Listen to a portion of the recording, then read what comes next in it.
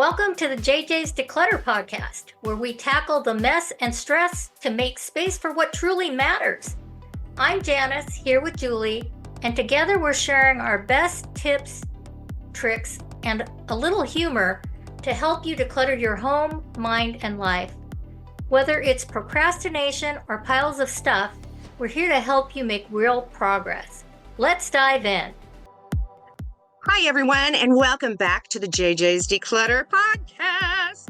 We have a magazine moments episode for you. Janis, tell them what we're going to talk about. We're going to talk about brooms. And you may wonder, why a broom?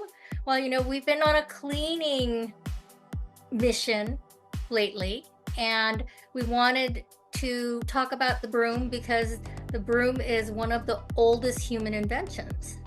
When you think about it, Julie and I were talking about this. It's like, okay, what is the actual oldest human invention? And I said the wheel. And I said fire. Julie said fire. And so that's going way back to like caveman times, right? Way back when. So it really wasn't fire, but fire starters. Yeah. That they invented. Or saving it or using it as a tool. Right. But the broom, they actually have artifacts and things like that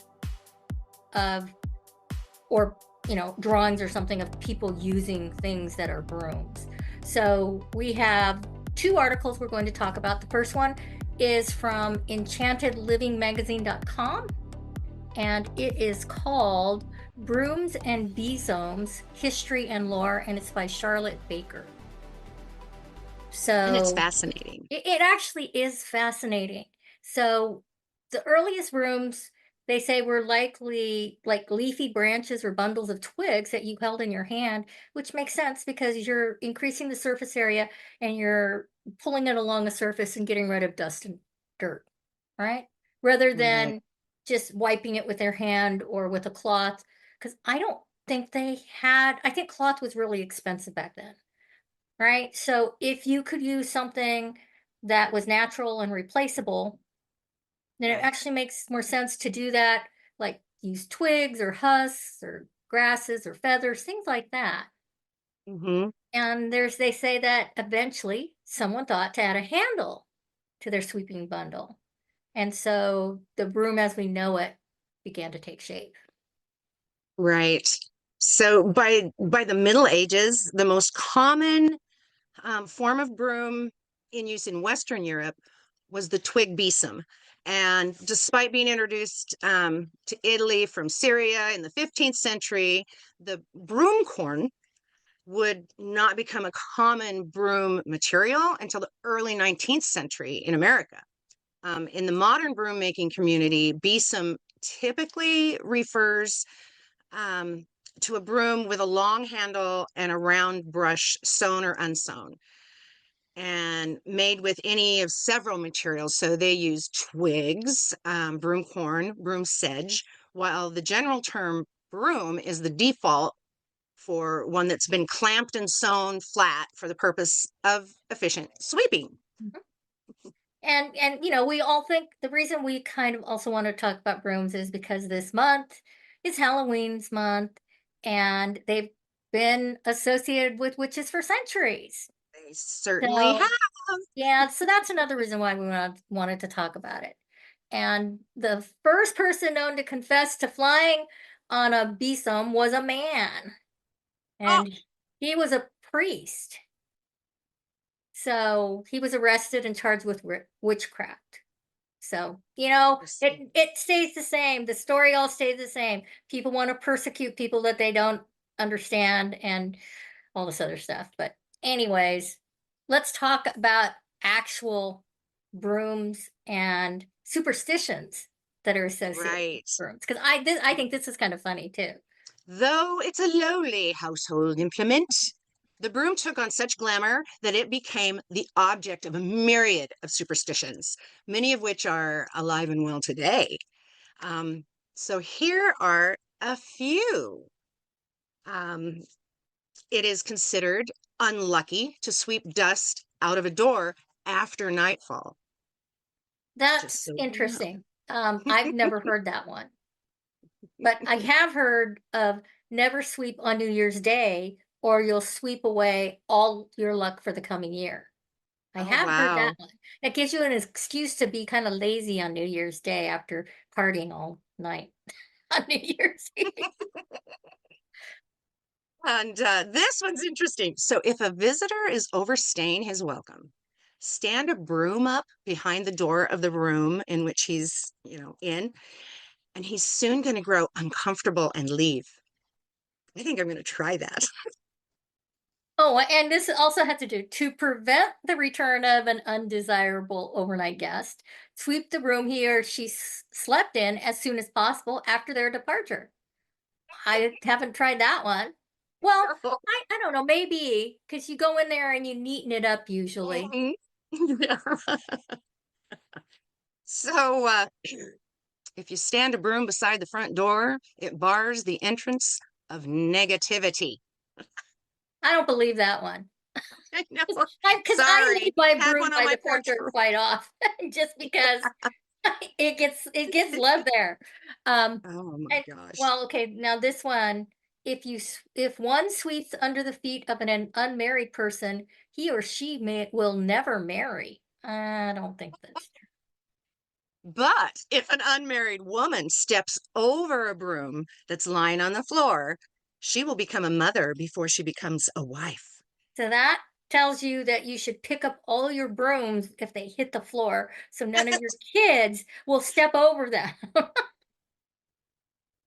Oh, this one's kind of funny. If someone sweeps over your feet, you are in danger of going to jail unless you immediately spit on the brush of the broom.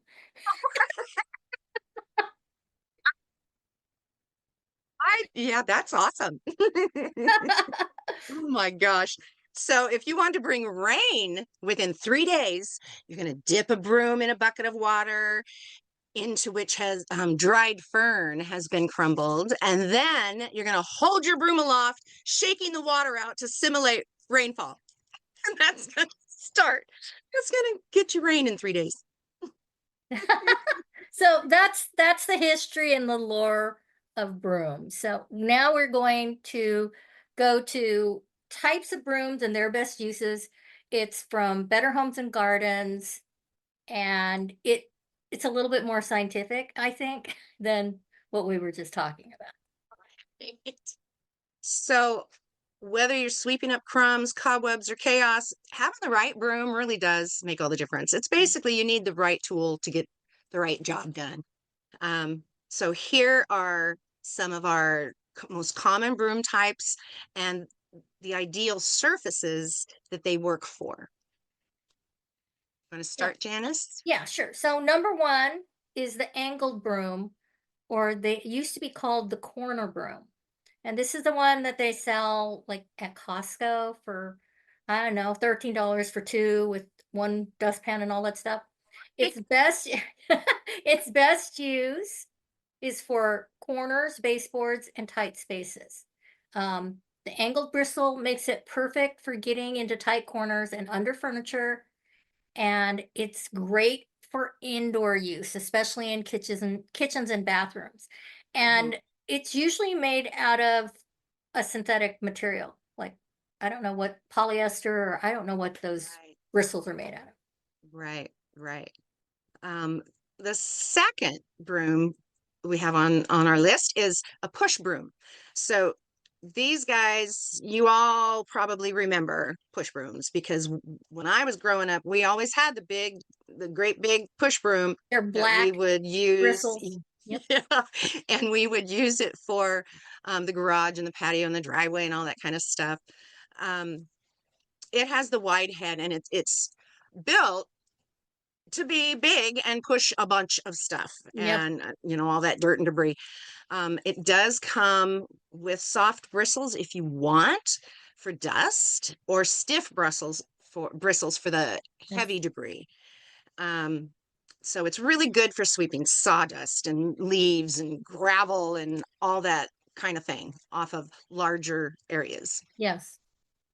Number three is a corn broom or the traditional straw broom. And these were really popular. probably up through, I want to say up until 2000. I mean, Hmm. I remember still getting the corn brooms when I was in college. And then all of a sudden, all these synthetic ones started popping up. Um, Right. these are best for rough, uneven surfaces, indoor or outdoor. And they're made from a natural fiber like corn husk or broom corn. And it's great for textured surfaces like brick or concrete.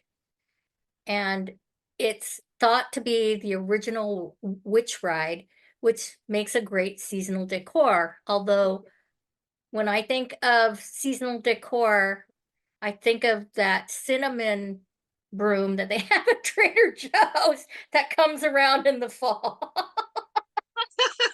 I haven't seen that. So Really? what? They have cinnamon in it, and so when It you sweep, you smells get the like cinnamon. cinnamon. I don't know what it's Oh, made from, but it smells like cinnamon. oh, how funny! Oh, that's awesome. So the next one is the rubber broom. And Yeah. this is Janice turned me on to the rubber broom ages ago. It is best for pet hair, hair salons, carpets, tiles, because those rubber bristles attract hair and dust. It's, Well, they get electrostatic or whatever. exactly. That's why. Yeah, and some models even have a squeegee edge, which is kind of nice because that'll work on both wet or dry. And if you're a pet owner, this is going to be one of your best friends. Yep. And I have a small one. I don't have a pet anymore, and we don't have that much carpet in our home, but I have a small one that I use, which energizes my microfibers to Mhm. do dusting. And so I'll use the rubber broom to rub the microfiber, and then it electromagnetic static it. And then my mitt will then pick up a lot more dust. So the rubber broom, oh my gosh, if you have pets, I tell you, you should see the piles that Janice has gotten off her stairs. Yeah, when I had two dogs and a cat, Right, lots of pet hair that used to gather on the stairs. So the right. next broom is the soft bristle broom. And I don't know if I have any soft bristle brooms. These are best for delicate flooring, such as wood, tile, or laminate. They Mhm. capture the fine dust without scratching floors and are often used indoor for light debris. And if you pair it with a microfiber dustpan, you'll get the full barefoot clean effect. That's what What it does that says. mean? What does that mean? I don't Pair know. with a microfiber dustpan? So I've never heard honestly, of a microfiber. Well, maybe you wet the microfiber and you wipe it like you do. well, and that's what I was thinking. I've heard of spritzing, you get down to the end because you always end up with that little line along your dustpan. So you just spritz it real quick and wipe it with a microfiber and it gets everything off the floor. So maybe that's what they meant. I Don't don't know. know. We use a soft bristle broom all the time. And again, when it's really fine stuff, the dustpan won't, it can't get over the hump into the dustpan. Um, so I do use a wet a wet spritz and either a paper towel if it's handy or usually microfiber. Right. And the next one, this is the hard bristle or stiff broom. It's best for small spills, cars, upholstery. Um, it's it has rigid bristles that are going to tackle heavy duty dirt, sand, gravel, things like that. That's why it's really good for um, outdoor use. Yeah. Garages, concrete, sidewalks, all that kind of stuff. So you can skip this indoors unless you want scratch marks and flying crumbs. Yeah. Because Hard it's too bristle, stiff hard. It brooms, pushes and stuff too much. yeah, yeah. So that is a hard bristle broom if and you need one for outside. So the next one is a whisk broom or a mini hand broom. So, those are the little ones that usually have metal on the top and you can hang it someplace. They're best for small spills, cars, or upholstery. The handheld broom used with a dustpan, it works really well. You can actually, they have the little ones. They're not necessarily, well, I always think of a whisk broom as being natural fiber, but I have synthetic ones that we used to use in our in tents, and you'd have a dustpan attached to it so you could sweep up all the stuff that got on in the bottom of your tent so you didn't wake up and have stuff all over your face from Oh, what you funny. dragged in with on your socks because you took your shoes off outside and turned them upside down. But anyway, Right. but Oh, how they're good for funny. like countertop messes or car mats. But like the little crumb brooms. You know how they have at But the butler's helper? yes, that's similar to that type of thing. So Right. these are really good because they're usually small. So they're good to put in RVs or small apartments or wherever you have messy people making a lot of crumbs. We actually, that's the dustpan, excuse me, that comes with our little whisk broom. It's hanging under the kitchen sink, and I use that dustpan all the time. So we sweep the kitchen, and then I use the smaller dustpan because with the whisk broom, ours is synthetic and it gets fine stuff. So Now, I speaking do of that. dustpans, I actually think this was Pampered Chef. Used to they used to have fly swatters that had a tweezer on the end and a little dustpan, so you could, if you didn't want to pick it up, you could brush it with the end, put it in the dustbin and throw it away, or you could pick it up with a tweezer. I think it was Pampered Chef. They were not cheap That's when I first bought hilarious. them, and then you could buy them. Then after a while, you could pick them up at Daiso for pretty inexpensive. Oh, how funny. But that's Oh my. not the same type. We were talking about whisk brooms. Sorry, I got Yeah. off. Made me think of something else. Oh my gosh. So then we have the lobby broom, which is an upright broom. Mhm. It's really good for daily use in commercial spaces because your dust pan has a long handle and it's flat at the bottom, so you can And it just walk stands up. along and use it without having to bend over, and grab that stuff easily and get it moved out of the way. They're compact. It's a straight up broom, I and had two. Yeah. I I really like it.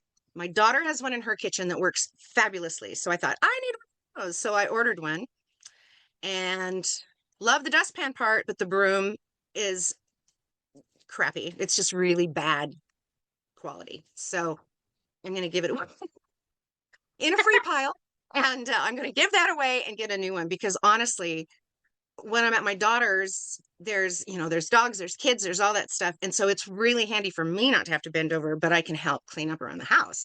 So definitely need a good lobby broom. So the next two brooms I'm going to sort of clump together because we did a little bit of research on this because it was talking about an electric or motorized broom, and we were arguing whether that makes it a vacuum cleaner. And but we found out that they are now called sweepers, floor sweepers. And you know, they used to have, I think Fuller Brush used to have them. Yeah, they And did. the brushes rotate when you sweep Right. them back and forth, and it picks up the stuff. And I don't know where there must be a collection place There somewhere. kind of is inside there kind of is. And so then you just go over and open it up and dump, Right. and it's pretty easy. And you see these a lot in restaurants Yes. where Where there's they're especially where there's carpet. yeah, because they don't Yep. want the noise of the Of the vacuum vacuum. part going. Right. So these are for Yeah. quick sweeps in modern homes or like we were saying, businesses that usually have low pile carpet or hardwood. Hmm. They're cordless and they act as a light vacuum, but they're not as powerful as vacuums. But they're Right. perfect for quick pickups and cleaning. So they're Mhm. also saying that it's a good idea for seniors or those with mobility issues. And the Right. next one is a magnetic broom. And the reason I wanted to include this with these sweepers is because they do have a magnetic sweeper. And these pick up metal shavings and like I think probably nails, small nails and staples and things like Right. that. And it uses magnets to pick up nails, screws, and metal debris, but it's enclosed, which makes more sense than having something that you're trying to do this with. Although Right. I have just used a really big magnet to pick up pins after sewing and stuff like that. But so this is Right. basically for do-it-yourselfers, mechanics, or after at-home reno cleanup, which makes that Right. all makes sense. So it would be something that maybe a construction company would use. Exactly. So the next thing we have is a water broom. So it has a hose connected, Mm. and that's best for decks and patios and outdoor tiles. It connects to the hose and sprays water as you sweep. So with that dual action, it takes less But elbow isn't grease. that what a power washer does? Pretty much. Yeah. Yeah. Sounds to me like a water broom is a power washer. Yeah. And At then least that's this our the belief. last type of broom we have on here is called a ceiling broom or a cobweb duster. Or when I bought mine, it was called Webster, purple Webster thing. And it's basically for sealing corners and crown molding. It's attached to a long pole, and it either has a soft regular head or possibly a microfiber head, and it's designed to grab cobwebs and dust in high places.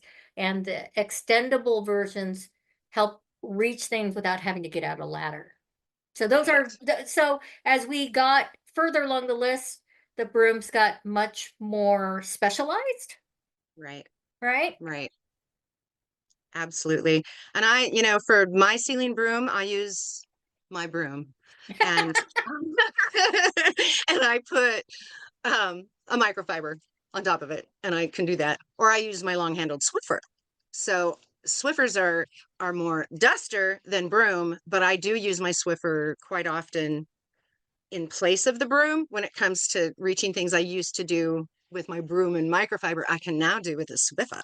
And I also use my Norwex long duster because I can Oh, attach it onto my Norwex broom handle and extend it and reach things too. But when you have 20-foot ceilings, that's not going to help. So you got to have the really long extension. So, anyways. I don't have 20-foot ceilings. I think my entire house is 20 feet tall. So here are some broom care tips. You want to shake out the bristles after every use. So you sweep, you do your thing before you hang your broom back up. Take it outside and shake it. I don't, do you do that? I'm sorry, I don't do that. It depends on what the broom looks like afterwards. Usually it's fine. They also say to hang your broom upside down. My broom hangs, but it's not up. I don't hang it upside down, but it So you doesn't hang touch it the with the floor. head up? I hang it with the head up because it has a carved handle, and I want to see the cool face that's carved on the handle. Oh, I Yeah. know all of even so I have those clips that you can put Oh, things in. No, they all yeah. I want the dirty part on near towards the floor. I don't want it up towards the sea. Right. Sorry, Right. that's me. But I guess I understand because it will preserve its shape, but these That's are all what they say. polyester things. But if it's hanging, it's not going to make a difference. It's not gonna bend it. Well, It's not so going to that's bend it. probably part of the reason why. Because Right. if they're just leaned against the wall, they could bend the bristles and then it would lessen the life of your broom. Right. Right. So they also suggest that you wash synthetic bristles monthly. You want to avoid soaking natural fiber brooms, obviously, because that is not going to be good for the natural fibers. This is not a mop; it's a broom. And but washing synthetic bristles monthly, uh, I don't do mm, that. I don't do that either. We I, may we may if do it's it really after that like a bad, I big mess. just go buy a new one. I know, Terrible. I know. Free pile, buy a new one. So Use this yeah, outside, honey. that's right. We'll put it behind the door of the next guest. Um, so then they say replace your broom when the bristles fray or get too soft to sweep effectively. So you can do that, or you can do what my husband did with one of our synthetic brooms, and he simply got out his razor and trimmed it down. He took off probably maybe an inch of it, and it works. It's been working for another what we've been 2 years now. So Wow. yeah, Well, it yeah. makes sense. That's what they used to do with natural fibers. That they would trim them. They trim them. Yeah. Yeah. So anyway, so we do suggest that. So yeah. So that's our talk about brooms this month. It is, and this one came from Better Homes and Gardens. The other one was from Enchanted Living magazine. So we invite you to, look those up. We have the links in our comments. And the other thing is, if you felt you got a lot out of this, please give us a rating and a review. We would love for that, because if you got a lot out of this, somebody else might. And I know we're talking algorithms here, but if you rate and review, then other people are going to be able to find it. And so we would love it if you would do that. And you need any help at any time, you reach out to us, and all of our contact links are in the comments. Have a great day and see you next time. Thanks for joining us on the JJ's Declutter podcast. If you're ready to keep simplifying, follow us for more tips and join our Facebook community to share your wins and challenges. Subscribe here, because it's always more fun to declutter with friends. And thanks in advance for leaving us a review.